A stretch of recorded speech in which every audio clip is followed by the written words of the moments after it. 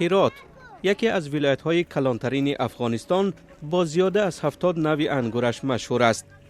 مسئولان بخش کشاورزی در اینجا میگویند 12,000 گکتار زمین انگور دارند و امسال حاصل آن به تقریباً 150,000 تن خواهد رسید.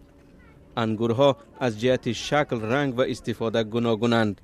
دهقانها وابسته به آن انگورها را پرورش و از بعضی آنها مویز آماده می کنند. به این کارخانه خودساخت روز تا 1.5 تن انگور می آرند. کارگران در تیار کردن مویز آبجوش اصول قدیمی را به کار می برند. باغداران انگور خود را میارن اینجا، خلاصه باز همین بچه‌ها و کارگرها اینا رو دونه میکنن.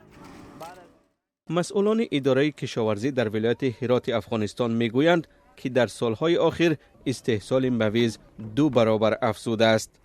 سالانه میتونیم بگیم که بین 15 تا 20 هزار متریک تن ما کشمش تولید خود هراته که از جمله میتونیم بگیم که از این کشمش 20% از کشمش آبجوشیه. در هرات تقریبا 50 کارخانه استحصال مویز آبجوش با اصول کهنه کار میکند.